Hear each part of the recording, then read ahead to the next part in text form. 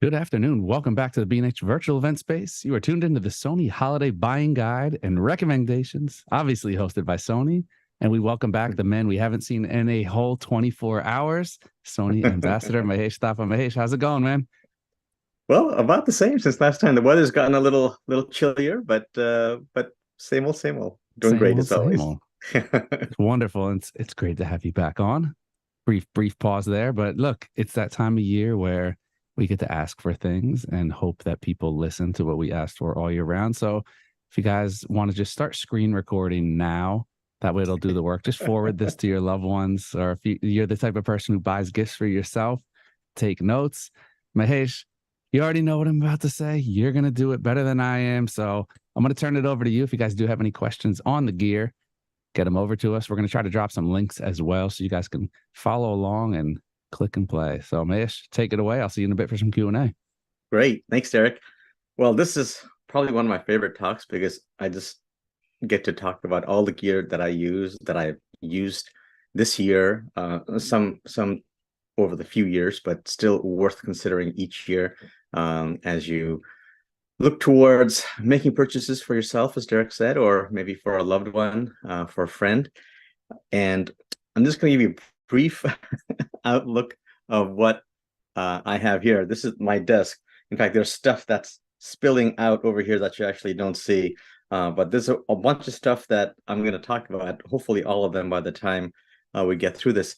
And, I don't want to make this a purely, Sony camera, Sony lens kind of thing. There are a bunch of accessories that I think are also pretty amazing that go hand in hand with your photographic equipment. And I'll try to mention those things, tripods, straps, media devices, L plates, things like that. So filters, certain filters I always use all the time. So let's get started. And, I'm trying to give you a price range of things that are not super expensive and things that are a little bit more pricey, more budget friendly. So that way you have something to go by no matter what your budget is this holiday season.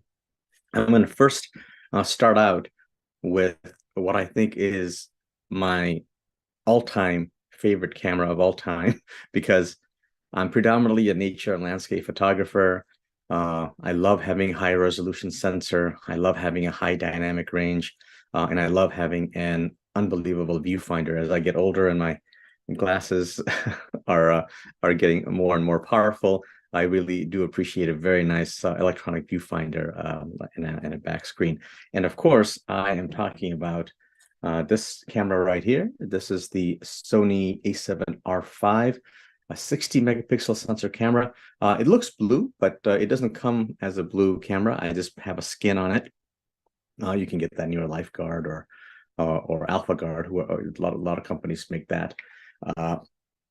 I love the fact that it's got this flip out screen. A lot of photographers prefer the sort of tilt screen, but I still love the flip out screen because I can go like this.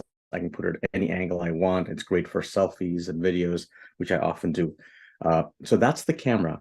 Attached to it is probably the lens that I use 90% of the time. The 16 to 35 f4G. In fact, I put that sort of blue skin on that lens too. As a landscape photographer, I'm frequently on a tripod, and I'm not, shooting at f2.8. I don't need that low light capability as far as the aperture range. I do a lot of long exposures. For that you just need a steady system with a good tripod. So about 70% of my shots for my photography is the 1635G f4. I really like this because if I'm doing video, it actually has a power zoom here, so I don't actually have to turn the focus ring and cause wobbles. I can just control it with here. I can control the remote control if I need to.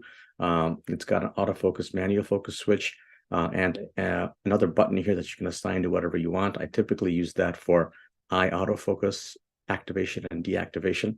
So that is my main combo that I typically do for nature and landscapes. You may have noticed that on it, I've got this plate. So this is actually part of an L plate. I took the L part out just because I wanted to show some attachments here on a prior video that I was doing for another video, but this is the bottom plate. It's made by a company called a Three-Legged Thing or Three-Legged Thingy. And if you don't believe how much I love that, here's another camera that also has that L plate.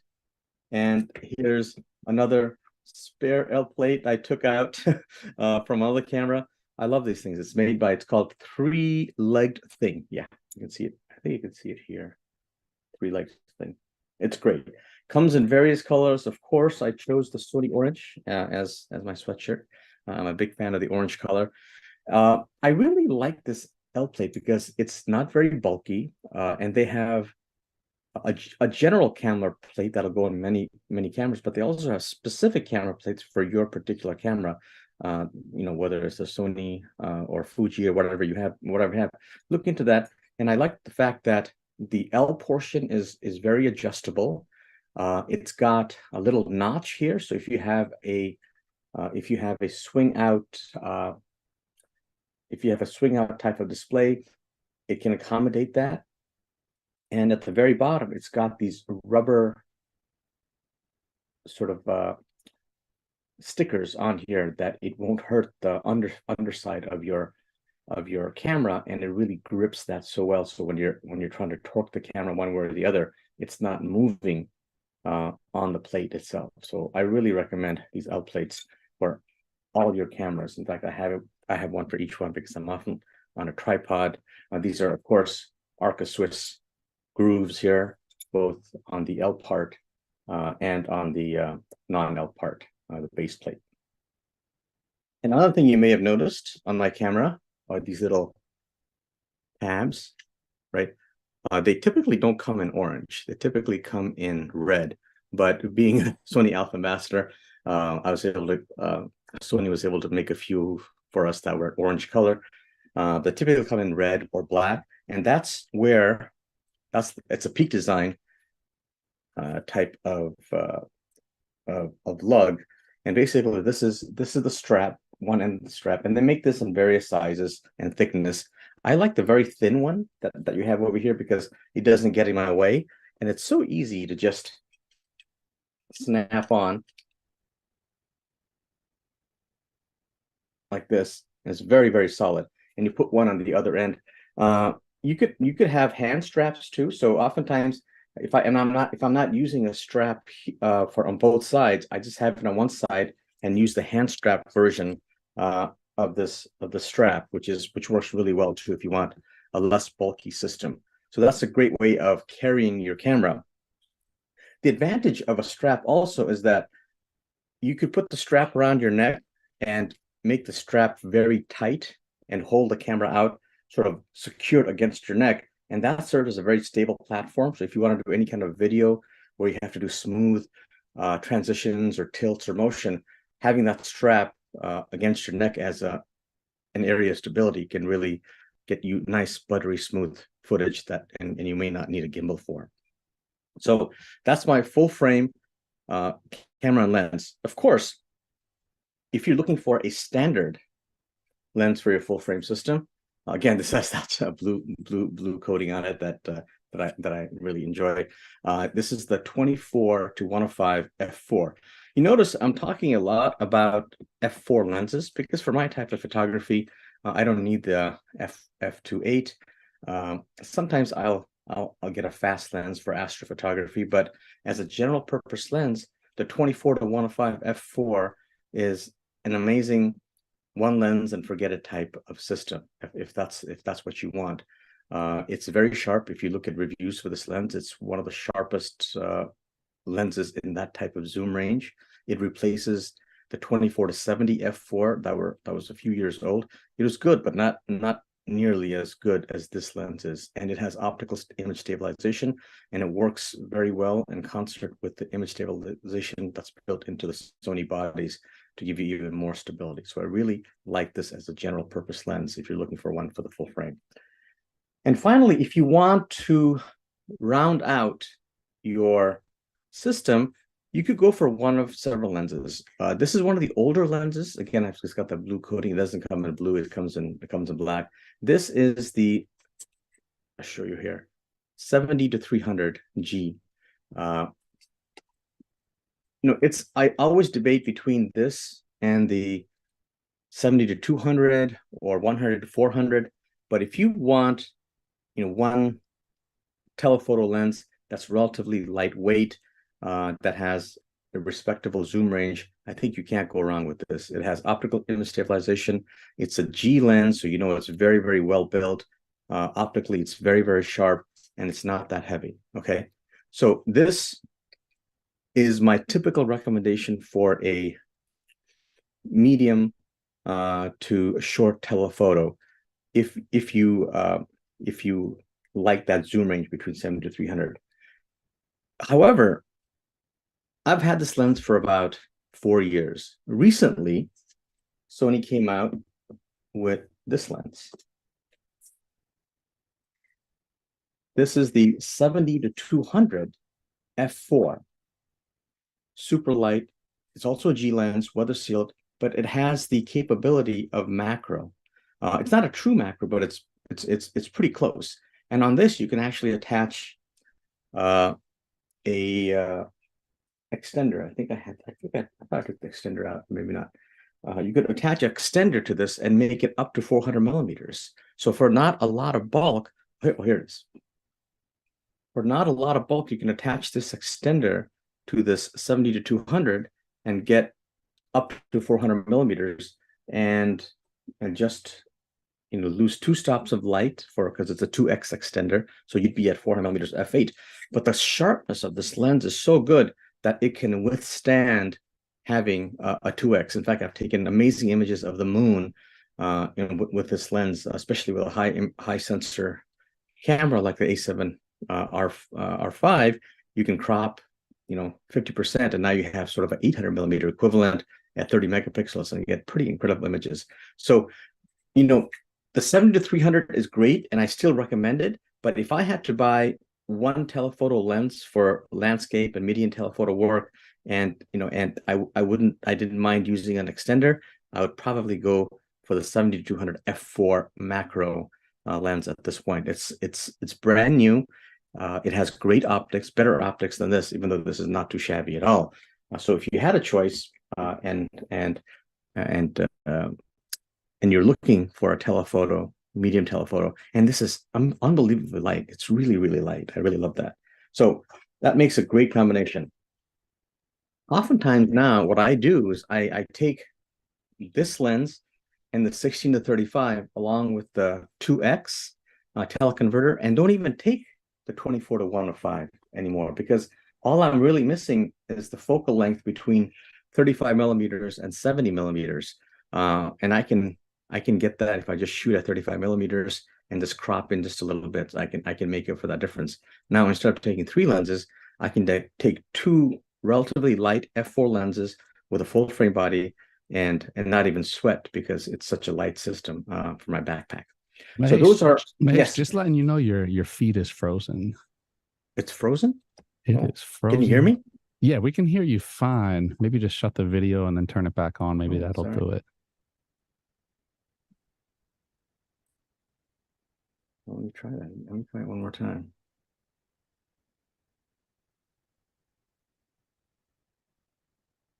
Let me cut this video off and see if this helps.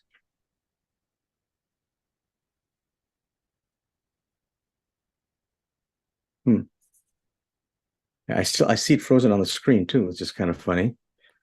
Let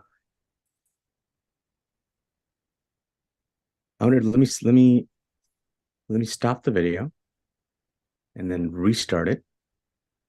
How's that? There we go. Got you back. Perfect. Oh, great.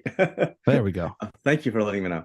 Yeah. So going back to the full frame system, if you were to start one right now, you can get any of the full frames. A7R5 is my favorite, but no reason why you couldn't still get a great A7R4 or the A7C or what have you. And then the 1635 and the 7200, both f4 lenses. And if you wanted a little bit more reach, just get one of these 2x teleconverters, because the quality of the glass on the 7200 is so good that it'll stand up very well to this 2x teleconverter.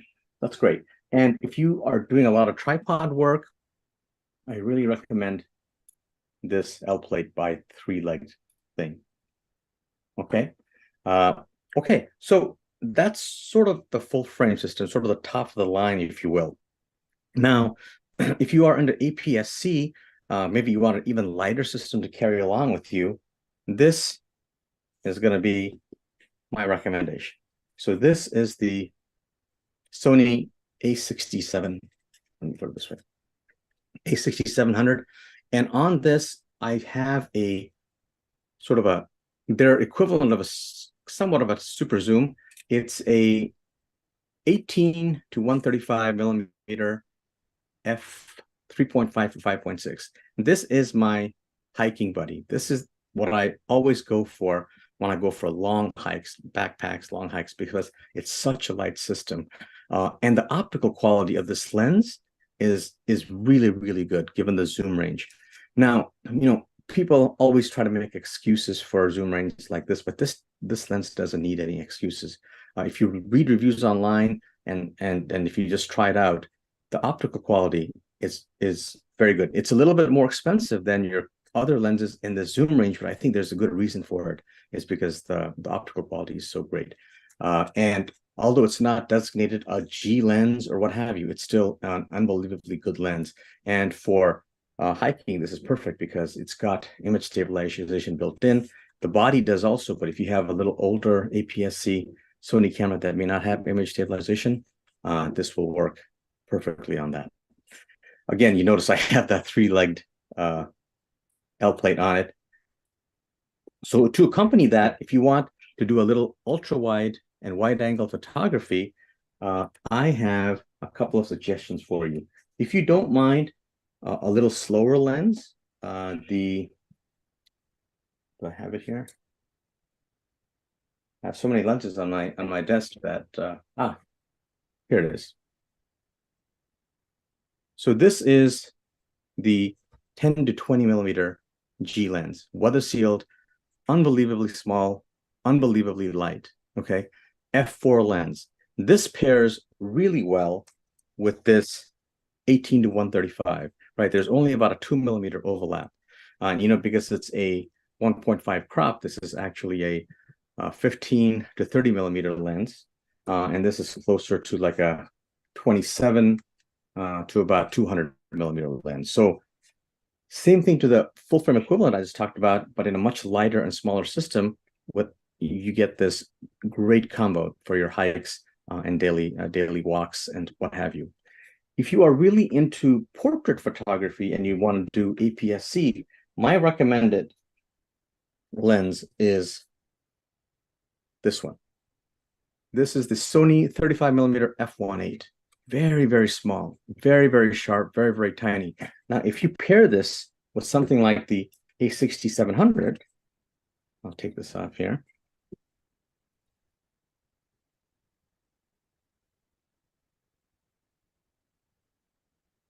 Look how tiny that is.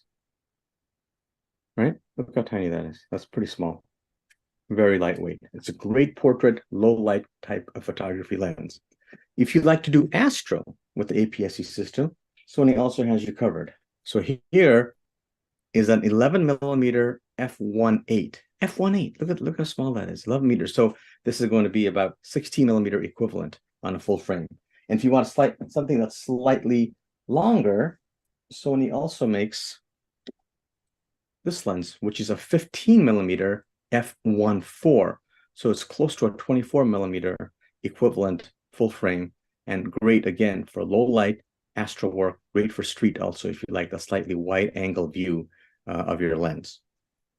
So those are my main recommendations, if you will, for an APS-C system. Now, if you like to do macro photography, I think the one lens that you should consider is the Sony 90 millimeter. I don't have the 90 millimeter here with me. I forgot to get it out of my closet. But the 90 millimeter equivalent Sony macro is a great macro lens. What I do have here is if you do a lot of telephoto work on the APS-C sensor and you don't necessarily want to get the 18 to 135, something to consider is this, which is the 70 to 350G optical image stabilized lens. it's a superb lens, so sharp. It's a little heavier, so that's why I don't necessarily recommend it to everybody. But the quality's there because it's heavy. It's got weather sealing everywhere. It's a modern lens and it's super sharp and super versatile. I mean, by no means is this isn't heavier than the full frame 70 to 200. It's actually smaller, but in terms of other lenses in the APS-C lineup, this is a little heavier, but the quality is there. So this is the 70 to 350 G APS-C lens. Okay, let's move away from cameras, lenses, and cameras themselves a little bit, and talk about some accessories. Whenever I'm out, there's two philosophies of thought. You can either do a lot of post-processing, or you can use filters to do that for you in camera. I'm in favor of using filters. If I want to do, instead of capturing bracketed images or bringing up the shadows excessively post-processing, I just put a graduated intensity filter on. If I want to have increased exposure time, I put an ND filter on instead of trying to combine multiple shorter images with fancy software to create a simulate a long exposure. I just put an ND filter on.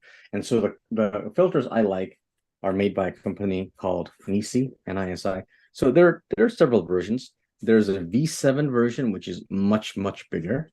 You see that? This is for basically the full frame system. It has a bigger brackets, bigger filters. Let me give you an example. So for example, this is the bracket system that goes in front of your lens. And on this, you've got filters like this that go on there. So these are pretty big filters. You may not be able to appreciate it, but these are huge filters. And they're a little bit cumbersome to carry around. But that's sort of the price you pay for shooting with a full frame system, right? The quality is there. It's an unbelievable quality. You can get the starter kit or the professional kit. You have polarizers in there, graduated neutralization filters. You have skylight filter to get rid of pollution in the air for night photography. But typically, when I go with a smaller system, I carry this one, which is a V5 system. Again, it has the same type of filters, but in a much tinier system. It even has this built-in polarizer, which is very unique to this system, where it is a little lever here. You could turn it, and you can actually activate the polarizer. It has a built-in polarizer if you need it. And of course, it has various rings that you can attach to different types of filter lengths. So the V5 system is good to about a filter that's a lens that's about 72 millimeters. Anything more than 72 millimeters, then you have to go to this V7 system. So consider that. So there are full frame systems also that don't do 77 millimeters, right? For example, that's another benefit of this Sony A7R5 attached to the 1635 f4. This filter is actually only 72 millimeters if you look at that. So I can get away with a smaller filter system because I don't have to deal with something like a 77 millimeter or a 82 millimeter filter thread. So something to consider as you look at filters. So there are several brands out there. Nisi is the one that I happen to use. Lee, Breakthrough Photography, Hoya, they all make great filters. To find one that's in your budget and experiment with it. I think it teaches you patience. And you understand the concepts of grad ND, reverse grad ND, and see how it was originally captured. So I think if you're into nostalgic images, I think those are the way to go. So we talked about straps, we talked about filters. Now let's talk a little bit about tripods. So I have several tripods that I use, depending on how lightweight I want to go and how heavy the gear that I want to use. My absolute favorite, super, super lightweight tripod is this guy right here. I mean, this thing is nothing. This weighs less than actually several of my lenses do. Okay, this is made by a company. Let's see if I can extend this. Vanguard is the name of the company, and the model for this one is the VO Go 204 CB. I don't know if you can see that. It's carbon fiber, which is great. They make an aluminum version and they make a carbon fiber version, and it folds down very, very small, very compact. It comes with a beautiful ball head. I love the fact that they actually have the ball head that's notched here, and notched here, so the feet can close in nicely. A lot of the travel tripods that I see, they don't have that little added feature. So the feet are always like sticking out a little bit like this, and it ends up taking more room, or you have to manipulate the head so it has to be in the perfect position. But I love the fact that this company has that L plate. I mean, it's a high quality, high quality ball head too. This is all carbon fiber. I think this part here is aluminum, but it's unbelievably lightweight. So if I'm going with my APS-C sensor, the A6700, and the 10 to 20 and the 18 to 135, this is what I take. This along with that camera and lens systems makes for a great hiking and backpacking companion. So if you need a little bit more stability because you're carrying a slightly larger camera, for example, a full frame camera, yet you still don't want the bulk of a super heavy tripod. And as I get older, so that's sort of what the camp that I'm in. This is also made by a Vanguard. And the reason I like this company is because they make high quality carbon fiber type of tripods without breaking the bank. You know, I've tried Manfrotto, Gitzo, what have you, Peak Design tripods, but I don't feel like they provide any more advantages than this does. This model is the VO Go 265 HCB. Perhaps they can do a little bit better with the naming scheme, but this is also carbon fiber and comes with this beautiful ball head once again, that a lot of other companies don't always give. And it's a great lightweight system, not quite as light as that travel type tripod that I just showed you, but light enough, particularly if you have a full frame system. I've taken a lot of long exposures with that 70 to 200 millimeter lens on top of the system. Provides great stability at a lightweight. Okay, so those are the two main tripods that I typically carry.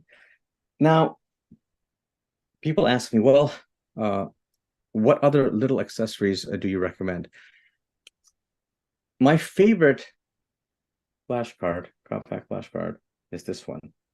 And it's not just because it's made by Sony, but these are basically indestructible. I'm going to drop this on my desk and look how it sounds. Do you hear that? It's metal. I don't think I've seen very many SD cards that are made of metal. And this thing is indestructible. I've run over this with a car, you know, it has dropped in the ocean, still no problem. It comes in various sizes and it's super fast. You've got various versions. This one happens to be slightly less fast, 277 megabytes read and 150 write, but they have 300 and 300. So I think this is a great memory card to use, and I've replaced all my other memory cards with this because it's it's great. I love it. It has UHS-2, so it's super fast. Okay, so this is the memory card that I really recommend. And when I get home, I've got a desktop computer and I have a laptop computer. But when I'm on the road, I have my laptop computer with me, and I often transfer all my images onto a solid state memory system. And what I like to use is this one by SanDisk. Now, this is the 4 terabyte version. Okay, they also make a 1 terabyte, 2 terabyte. It's great for video transfers, because just be careful. There are 2 versions of this disk. There's the version that look identical that does 1000 megabits or bits per second, and there's one that does 2000. Get the one that's 2000. It's a little bit pricier, but worth it, because you can actually edit your videos real time, 4K videos real time, directly from this disk without first having to transfer to your computer or being slowed down because the write speed and read speeds are so slow. It uses a great USB-C attachment. It's virtually indestructible. You know, I've also abused this a lot, and I love the sort of rubberized finish. When I'm on the desk. It doesn't slide around anywhere. I love the fact that you can, if you want to put on a carabiner, you can put it right through this hole. And again, I love that orange, right? I think that kind of sold me initially was the fact that it had that beautiful orange texture to it. So as far as a solid state drive, I mean, this thing is really light, really small. 4 terabytes. You get 4 terabytes, but other sizes are available too. So that's really great. Okay, now let me switch gears just a little bit and talk to you about some other things that you may not have considered. When you are out and about, you probably don't think about sitting down or kneeling down. And oftentimes when you're out, you want to get this perfect angle, and for that you have to put your camera low to the ground, or you have to sit on the ground, and invariably your ground is going to be dirty, it's going to be rocky, so it's going to hurt your knees. And some people love to take knee guards with them, but I find that to be a little cumbersome. I'm losing them all the time. They get to be kind of expensive, and it's hard to put around your clothes, your pants. What I actually like are just these little foam pads that you can get like on Amazon or B&H, wherever. And they're like little eggshell cartons, and they fold out, and they're super, super durable. And I put this on the ground. I can either sit on it, I can kneel on it. If it gets dirty, I can easily clean it. And it's unbelievably light. They come in packs of 6 and 7. So do yourself a favor and carry one of these in your bag. I can't tell you how many times I've had to use this in situations where I would have gotten dirty or my knees would have been scraped up. This is great. And even if you're doing long exposure photography, for example, you'll want to sit down because you're doing 20-30 minute exposure sometimes, and this is a nice place to put your behind, especially if you have like a rocky terrain that you're dealing with. So very cheap, but very functional and very useful, I think. Okay, people always ask me, what bag do I carry with me? It all depends on what gear I'm taking. So if I'm going super lightweight, where I'm just taking that Sony a6700 with the 10-20 and the 18-135, all I need is a sling bag. And here's an example of the sling bag that I use all the time. Just so happens this is also made by the Vanguard company. It's sort of kind of looks like a Peak Design type of bag. It's nice and roomy in here. It's got slots as you would expect. It's got a room for an iPad. It even comes with its own rain cover if you need it. It's super durable material. It's got a slot in back here for other accessories. And unlike something like a Peak Design, it's like half the price, and it's still just as durable. For a very, very lightweight, small system, I really like that, made by Vanguard. And what else do I carry? If it's something a little bit more extensive, this is the bag I carry. Well, I didn't realize all these were Vanguards. This is called the VOR48. It looks, in fact, you know what? Let me change the camera and give you the different angle here. This is the bag in the front. I've attached a little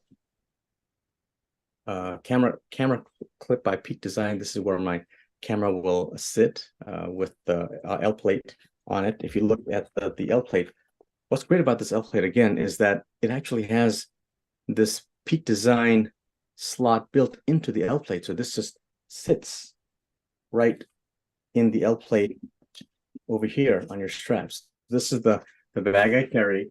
It's got lots of room in here. And it's got a front compartment. Comes with its own rain guard. And so again, not very expensive and very functional. That's what I want. I want that's lightweight, functional, has a rain cover, and can withstand abuse. And that's not expensive. So that's my sort of bigger bag system that I typically go with.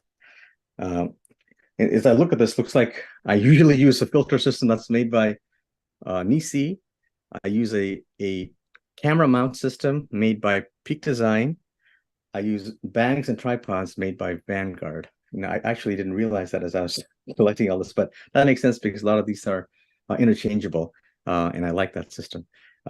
SanDisk is my go-to media for SSD storage, and the tough SD media card is what I typically use for SD cards because I know they're pretty much indestructible.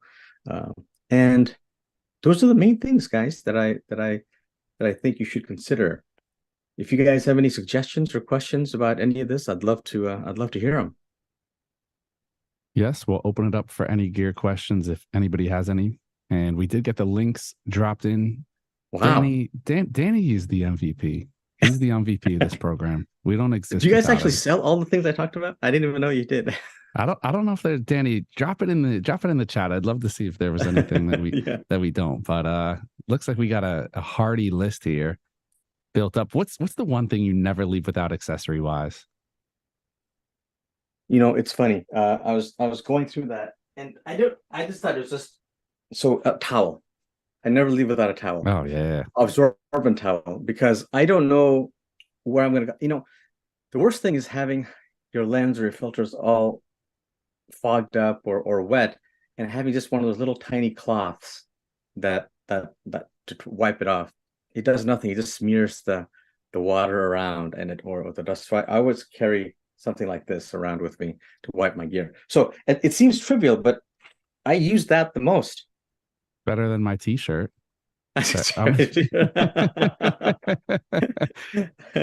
Yeah, I'm one of those.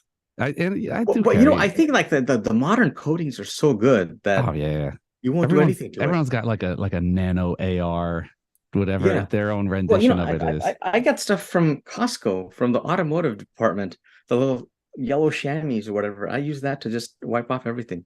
Works great, super absorbent. Yeah, and everything's so cheap now. And if you go to any shows or anything brand related, I go to any retailers, it's always swag. Everyone's handing out microfiber cloths. So Yeah, right. it always works. Well, look, we got the list there. I don't see any questions. So Great. looks like it's an early day for you, man.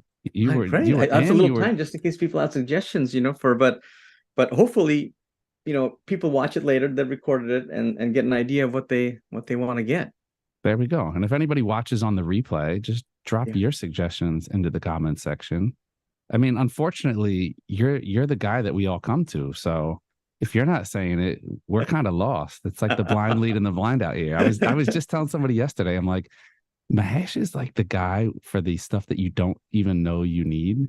Yeah. I'm the person that forgets everything I need, and you have all the accessories down. I feel like you have a good pulse on a little bit of everything. Like if you haven't used it, you're at least kind of familiar with it. Yeah, and I today I made a concerted effort to. I mean, there's so many other things I have, obviously, but I wanted to talk about things that, as I looked through my computer and looked at my hard drive to see what focal lengths I used most, what lenses I used most, what camera, and this was it, And I think, oh, which filter system, and like how am I carrying my cameras? Like, oh, look, I always have a three-legged L plate on my cameras. I go, well, I better talk about that because I find it. I mean, just the fact that they make, the button with little Peak Design compatible attachment already built into the plate that will just fit right in. That's a very nice thought. Makes that it easy. Every no other manufacturer that I know that does. And I love the orange, obviously. It looks nice, matches the Alpha line. Now, is there anything that's missing out there market wise? Is there anything that you've seen like an opportunity for, or anything we've been out there like, oh, I would love to have something like this, or where there's not really an offering that you can fully get behind? I mean, sometimes we get products out there and they're like, okay, it's okay, but it could be better. Anything you can think of? There are several products out there that offer to attach to your camera and give you the perfect settings depending on what the scene is. Have you seen those? They Mm-mm. attach to the hot shoe and they attach to your USB plug or something on your camera, and it quote unquote analyzes the scene for you, and then it sets your cameras for the proper So it's aperture. almost like it's similar to like what a light meter would do, but kind of just like an all ranging, like a Yeah, light. almost Oh, like a little AI device, that's okay. on top of your camera. So I Interesting. had a chance to use one of them, and it did no better than the auto scene detection on the cameras, some of the cameras that they have now. So I think for and it even promised to say, okay, if you all you had to tell us, I want long exposure, that it would set the aperture, the shutter speed, all. So some device like that, I think it's a great idea. One, for somebody who's learning, because then you could see, oh, what settings does this thing tell me I should use? Oh, I don't like it, so maybe let me modify that. If they could develop that a little further, and make it more useful, I think they've started on the right track.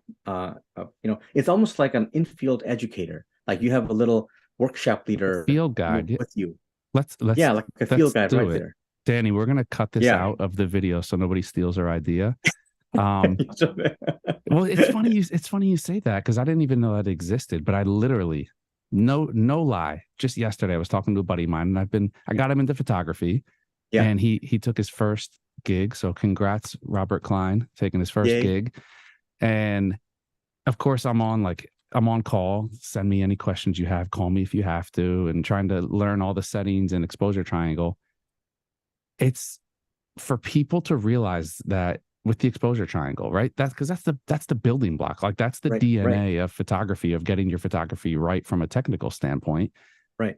Nothing is exclusive. Everything is tied to something else. So if Right. you change your aperture, it's going to affect something else. Yeah. Everything Yeah. is it's like this blockchain of, okay, I changed this and now it changed this setting over here, but it also changed something within it. So it's like aperture. Yeah. You stop, you go from F2 to F8. Okay, well now you're letting less light in, but you're also changing how much of the field is in focus. So even Yeah. something, something that's a good idea. I mean, like a learning thing. It's almost like training wheels for your camera, where Yeah. when Yeah. you go in, they have like the info button on the back of cameras, and you hit info, Yeah. and it's like, Yep. well, this is what this setting actually does. And Yeah. on the older cameras, it would be like it was real, like layman's terms. It was like, Yeah. this is great for having the face in focus and the background out of focus. It was like portrait mode, the scene mode. But Yeah. look, I mean, there's a need for everything. Everything, there's always a need for people to learn and not just to know. I think that makes it easier. So who knows? Somebody It's created. almost like, the machine is doing it. Now you just gotta have a system where it talks to the person and tells you why it changed what it Why did. is it doing it? And Why what is it else doing it? is it going? What else is it going? Yeah. Okay, you change this. Now it's going to make everything okay. Well, now I don't want it in focus. I don't want the background Yeah. in focus. So I now like I maybe I'm going want to change the I want ISO more instead of things in focus. How do I yeah. like, you can almost interact with it? So they go, well, you could do that by change your aperture. But look, you change your aperture, now the shutter speed is super long. You may want to consider putting on a tripod, Yeah. or Do you ever raising your use ISO. have you used photo pills at all? Yes. Like photo pills. I mean, I don't even know. I pull up the AR to find out where the moon is Yeah. to see if I'm going to be able. I'll be sitting in my living room and be like, oh, it's behind the building. Not going to be able to see Yeah. it. But photo pills has a ton of stuff like that where I don't know how it works, but I see it where it's like, okay, it tells me what settings. It's almost like a light meter, the concept of a light meter, Yeah. but for astrophotography, which I think Yeah. is kind of Yeah. cool. Alton joining us on YouTube did get a question in. Do you own the 16 to 55 or the A6700? Yes, I do. It's a great. In fact, it's my closet right over there. It's a beautiful lens, f2.8, very sharp. It's a G lens, weather sealed, but it's a little heavy. Mm, I have to say that if I need the ultimate best quality, and I'm not a portrait photographer. I'm not. I'm mainly a landscape, nature, outdoors type of thing. I'm often taking a tripod, so I already have extra weight on me. If I can get away with something that's not as bright, if I can get it with an f4 lens, but I do. I own this, and I've loved it. I've used it like 4 times. and I loved it Mm. every time I've used it. For the right person, it's a great lens. It's just not what I use. It's like it's a continuation of what we had talked about a little bit yesterday with the Yeah, exactly. it's the right lens for somebody and Yeah. not, just not for everybody. That's why on the F I you have mean, the I keep saying if they could make a lens that was f8 to f11, you know, and make it really sharp at that range, that's what I would take. paper light. Paper It's like, light, yeah. why can't they just do like a 10 to 600 f1.2 across the board? I'm not even asking the world. I'm asking to make a lens that's easy to make. Make a lens that's only f8 to f11. That's it doesn't have to be big range. Maybe 16 to 21 mil, whatever. You know what I mean? But have that range, so you have three lenses that are not fast at all, but they're really sharp. Yeah, it's when you get into the wish list, like we have our own wish list for brands. So it's like Yeah. the photographers, it's like, well, all right, everyone's asking you, what do I buy for this? And we're asking the brands, like, can I please have this? Can I please have this? And that's where it pays to know a little bit of physics, because Yeah. not everything is possible. And Right. there's give and there's take. And sometimes you get what you want. And with the way it works with lenses, you might get what you want, but then it's in a really big, bulky, heavy package. And you're like, Yeah. okay, well, it Yeah, that's sounds great why. on paper, but yeah, No, nothing that like having a light 6055 mirrorless 2.8 body. is it's a beautiful lens. I don't want to discourage anybody from getting that lens, but and I know a lot of people who have it use it as a daily driver, but it's like the 24 to 70 f2.8 on the full frame, right? Yeah, If portrait photographers, wedding photographers, they live and breathe by that lens. They live and die by that lens. But Mhm. for what I do, it's not for me. Yeah. And sometimes you realize you get, because I use a 16 to 55 for my system, and it Yeah. is heavy. And sometimes it is, we talk about going to mirrorless and having the systems lighter, and then that was the whole laugher a couple of years ago where it was like, well, didn't we go to mirrorless to downsize from DSLR? And then Right. why are we back? Why are we back to big clunky heavy lenses? And at least when you had a DSLR, the weight balance, the weight distribution was a little better. But Yeah. I Well, don't mind having it's the physics. You can't. I mean, you can make the body bigger. You can yeah, have mirrorless, but but you can't make the optics. You know, you can make no, lighter material for the optics, but the size it still has to be the same. it's got to be there. When you say the F, just it's still a ratio of the diameter of the Yeah, thing to the opening. yeah. You know. Although who knows now with the recent Sony release, it's like, who knows? Oh, I'm yeah. afraid to even say nothing's possible anymore. I'm like, I remember years ago hearing about a camera that it was it was a clickbait article, and it was like a camera that you could focus. If you missed your focus after, you could go in after and change the focus point of the Oh, shot. light field. It was the light field camera. Was it light field? Yeah, it was light field, What and happened to it? it had, well, one, there's like a 3 megapixel image, right? It Amazing. had all these micro lenses everywhere, and then it just didn't catch on. But like even now with cell phones, like I think Google Pixel just announced their camera where you can do that, where you could choose, or even with the iPhone, you could shoot in portrait mode. If you have two people at different planes, later on you can decide which one you want to focus. Yeah, Yeah, the so computational it's coming. photography is taking Yeah, it to another exactly. level. Basically, it's taking a bunch of images, at different focal planes, and then combining it. As opposed to light field, actually, they had all That was these the one with a lenses, ton of micro lenses, lens. right? Yeah, Yeah. yeah, right, exactly, right. Yeah. It's getting wild out there. It's funny. I just saw an article of a girl who took a picture. I think she was trying on wedding dresses. And so she Uh-huh. had like the three mirrors, Yeah. and in each mirror, her hands were in a different position. So the picture went viral, of course. She's like, I swear I didn't Photoshop it. It's real. Yeah. And she's like, I'm legit about to throw up. I'm like bugging out right now. Like, how did this happen? She thought it was like she thought she was like possessed. And it turns out that there was a mode on the iPhone. It doesn't tell you that it's taking multiple images, but it took two different images. So our hands were in different positions. Wow. So everything now, it's interesting. The computational photography, like even Well, photographers trying to grasp with the it. with the light field, it wasn't even just changing the focus point. It took, because each of the micro lenses were slightly different positions. You could actually look behind something. Like let's say there was Hmm. an object behind a hand, and it's because there's certain lenses that are on top of that hand, so behind it, you could actually go like this and look what's on the other side of the hand, because Wow, it light on different on the different lenses, which is pretty cool. that's awesome. Well, we'll see. Maybe it'll be in an Alpha series camera one day. Maybe maybe it'll be Fuji camera. I don't know. 37 16 to 55 lenses on the front of it. Well, Mahesh, great having you back on, man. I'm gonna have to take a look at this list myself and see what I need to Thank you, Derek. Oh, touch up on. Always great having you on. A huge thank you to you, of course, all of our viewers out there. Go buy something for yourself. Treat yourself this holiday season. But that's it. That's all we got for you today. Another round of the B&H virtual event space in the books. Catch you on next time. Goodbye, guys. Thank you. Thanks, Mahesh.